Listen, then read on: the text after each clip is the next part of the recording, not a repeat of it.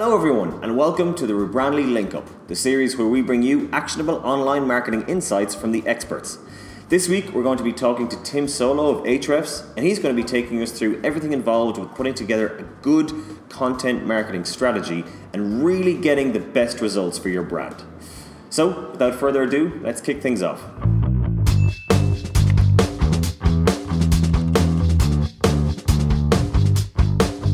So Tim, thanks a million for joining us today. Before we start, can you give us a bit of a background of yourself, Ahrefs, and what it is that you do? I'm Chief Marketing Officer at Ahrefs, the CMO, as they say it. I've joined the company 4 years ago, and pretty much I've joined as the only marketing person. There were people who were doing some kind of marketing activities before me, but not a dedicated marketing person. So yeah, I was the first one. And in 4 years with Ahrefs, we've grown our team as if the size of the team is indicative of company success. But still, our marketing team is like 10 people right now. So yeah, at Ahrefs, I did a little bit of everything marketing-wise and actually product-wise as well. And because we're a small company, I mean small in terms of headcount, we don't want to grow past 50 people. We have a hard cap for that. I'm still doing a little bit of everything. So even though my title says I'm Chief Marketing Officer, I do pretty much anything that would be advantageous to the company that will help us grow more.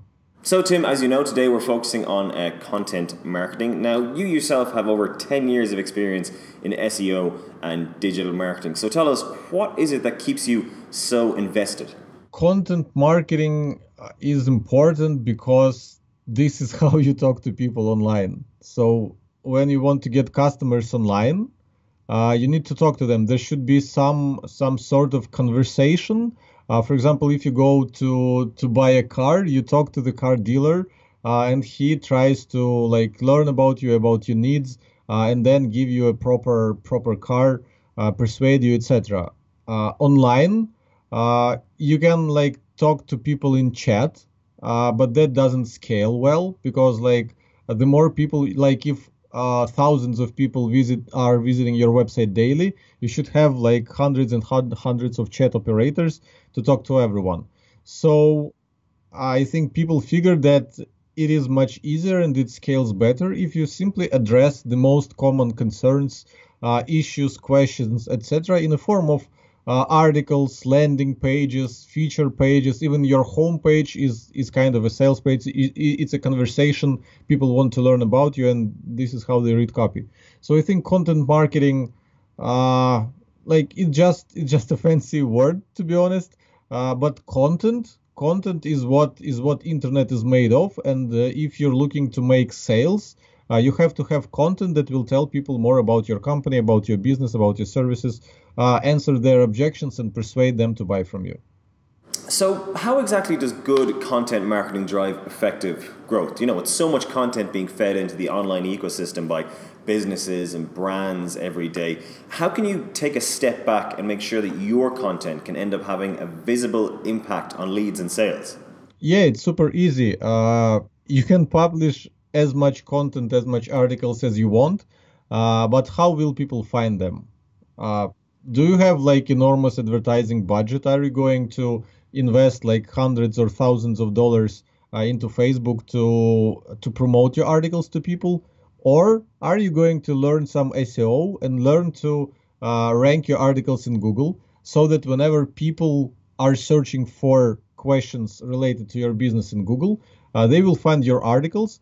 And basically, to answer your question, how does content help companies grow? How does content helps you make sales? In our case, if you go to Ahrefs blog and browse our articles, you'll notice two things about them. The first one is that we try to target things that people are searching for. So things like link building, keyword research, site audits, broken link building, how to get more traffic to your website, how to rank in Google. Every topic that people are interested in terms of SEO is covered on our blog, and we get a lot of search traffic from Google. So all these people are finding our articles in Google. So it's not that we've published an article on our blog and no one knows about it. People are actually finding them every day, every hour, every second. And the second thing is that pretty much every article that we have on our blog features our product. We have use cases, we have examples, we have screenshots, we explain why our tools are better, and why people should use our tools and services for solving the issue that they're reading the article about. And basically, because of these two things, the fact that our articles rank high in Google and get consistent traffic every day, every week, every month, and every year, and each of our articles is basically a sales pitch of our product along the lines of the issue that people were searching for in Google. This is how we get leads and sales of our product with our blog and with our content marketing. So let's take a look at the actual content itself. Now, there's always going to be the argument of quality versus quantity. In your experience, which is the most effective? Is it putting time towards hitting a quota, or producing content of a higher standard but at a slower rate? There's no answer to this question, because it depends on your niche, on your resources, on your writers, and on your competition. I'll explain. If there is a brand new product, for example, let's say virtual reality, right? There are VR glasses and stuff. So in the early days of a new thing like virtual reality, you can easily write any articles about virtual reality, and you'll easily rank in Google and get search traffic for these articles, because you're one of the first people who is writing articles about the topic, and there's no competition, so you basically rank at the top of Google. So you might want to write as many articles as you want, as long as you're targeting things that people might potentially search for, like VR applications, VR mobile apps, VR glasses, VR software, etc., etc. Anything that's related to VR that people are searching for, like use keyword research tools, see what people are searching for in Google, and write articles on that stuff. And if you're in the early days, it makes a lot of sense for you to produce as much content as you can, because there's lack of competition. Later on, let's keep talking about virtual reality right now. I'm not particularly interested in the topic, to be honest. But if I were to make a guess, I think there are a ton of blogs right now that cover virtual reality with all the trends, with all the news. So if you'll decide to publish an article, for example, with your review of the best devices for virtual reality or augmented reality or whatever, it probably won't rank, because there are already a lot of quality articles that are ranking at the top of Google, so it doesn't make sense for Google to rank you above them. So your content strategy should depend on competition, basically. If there's a lack of competition for your topics, you should try to cover them as fast as possible. If you see that every topic is already taken by some big websites and quality articles, it means that churning out a ton of articles on the same topics won't help you get search traffic in Google. You'd rather focus on quality. So try to write just a single article, for example, about virtual reality, but make sure that your article, your review of virtual reality devices is five steps ahead of everything that was published. And this way you get a chance of ranking well in Google.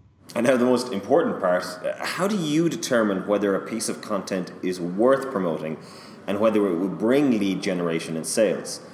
If a post isn't performing as expected, should it be changed or scrapped altogether? It depends on on how you define performance and how you're going to promote your article. Because you can promote your article by simply throwing some money into Facebook ads and promoting that article to relevant audiences. And you can track the quote-unquote performance on that article by how many times people will like that post, how many comments they will leave on Facebook, how many shares that post will have. Or you might actually track the performance in terms of how many people will actually visit the post. Or you might actually track the performance if you're tracking conversions on how many of these people that you have advertised it to converted into your software, your product, or your service, or whatever. If we're talking about ranking in Google, first of all, it takes time. So it's rare that the article will start ranking in Google the next day after we publish it, unless you have a super huge website that's been around for a while, that's a big brand, and has a large audience. For example, for us at Ahrefs, whenever we publish a new article on Ahrefs blog, quite often it will be seen in the top search results in less than 24 hours, and we'll start getting search traffic for some longer tail keywords in less than 24 hours. So the way we decide if the content is good and how much to promote it is simply by observing. So first of all, we always try to create the best article we can, and we try to create the best article on a certain topic compared to everything else that has been published. And by saying that, by saying best, I'm not meaning longest. I'm not meaning like the most detailed, but I'm mostly meaning the most unique, the most, I don't know, unexpected. So we often try to do things our way. We try to share our unique experience and not just rewrite content of other people. And once we publish that article and run some Facebook ads on it, post some tweets on Twitter, share it on LinkedIn, etc., and also reach out to some relevant people to show them this article, we simply look for feedback, and then we look if people start linking to this article, and if that article starts climbing higher in the Google search results, and if it starts getting search traffic.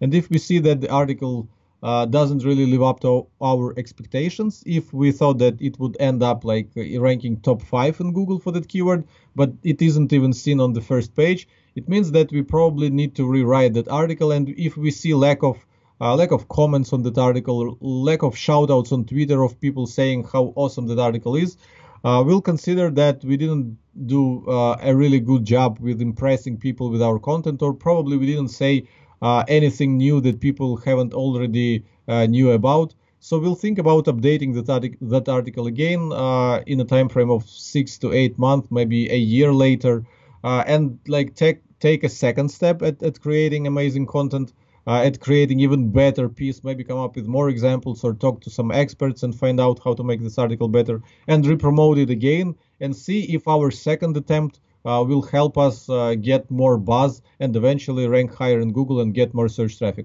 If the second attempt didn't work, we'll do a third attempt in another like half a year or year. So we never give up. Whenever we want to rank high and get traffic for a certain topic, we would hammer it until we rank. So we will update the article again, and we'll try to take a new angle. We'll try to collect more information. We'll try to do relevant research, relevant experiment, relevant case study, anything we can do to impress people and provide some fresh information about the topic and make people link to us so that Google would love us and rank us high. So to finish up, if you could give viewers 3 actionable pieces of advice for optimizing their content marketing to result in sales, what would these be? Yeah, it's quite easy. First, start using a keyword tool. We have a keyword tool at Ahrefs, but we are a premium tool. So if you're not ready to invest money, you can just Google for free keyword tools. But yeah, don't write and don't publish an article, and don't even start writing an article unless you use a keyword tool and you know that people are searching for that kind of thing in Google. Because a lot of people tend to write articles about whatever is interesting to them and whatever they want to say, but not necessarily what people around the world are searching for in Google. So first of all, make sure that there's a search demand for whatever topic you're going to write about. Second, make sure that the topic that you've picked is relevant to your product, so you have an opportunity to mention your product there.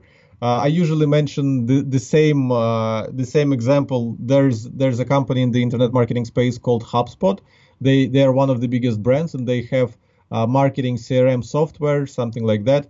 I visited their blog and I checked their top pages with Ahrefs, and the number 1 page that brings them the most traffic from Google, from search, that page brings them almost 100,000 visitors from search per month.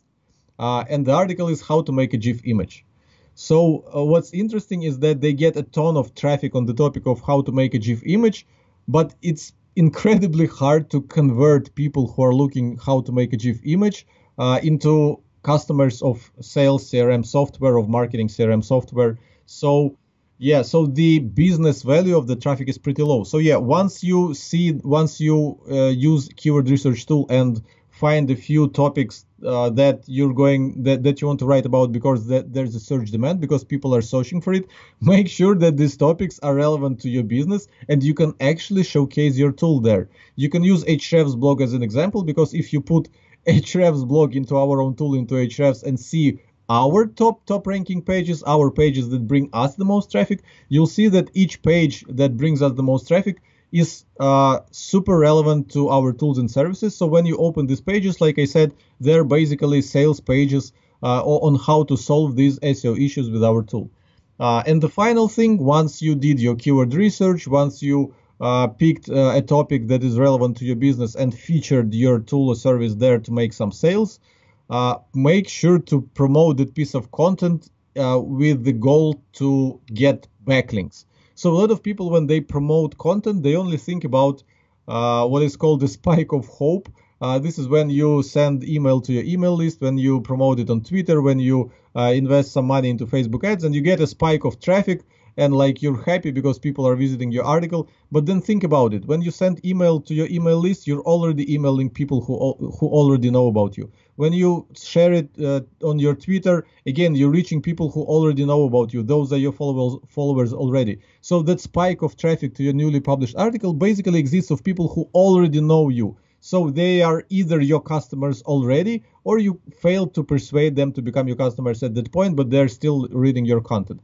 While if you want to grow your business, you have to be consistently reaching new audiences. And the best way to reach new and new audiences consistently is to rank in Google. And to rank in Google, you need backlinks. So you need to promote your article to people who have websites, to bloggers in your industry, to journalists in your industry. And you need to go to relevant communities, to Reddit, etc., and like drop your link everywhere you can, so that your article will have links from different websites. Google will see that a lot of websites are linking to your page. It is important, so it should rank it high, and you'll start getting consistent search traffic from Google, and the traffic exists basically of people who have never heard about you before. So you'll get a consistent stream of potential customers that you can convert into sales of your product.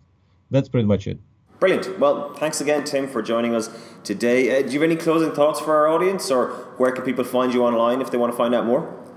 Yeah, if people want to learn a little more about SEO, about keyword research, link building, etc., they can just go to YouTube, search for Ahrefs. They will find our YouTube channel, and we have a lot of amazing video tutorials where we walk people through the different SEO strategies and make it easy for people to do it themselves as opposed to like hiring professionals. Fantastic. Well, thanks again, Tim, and take care. Awesome. Thank you. So that was Tim Solo of Ahrefs, and thanks a million again to him for joining us. If you enjoyed this video, please be sure to share, like, and subscribe. You can continue the conversation down below in the comments as well. If you want to catch further videos, they're here on screen or in the sidebar. And until next time, take care.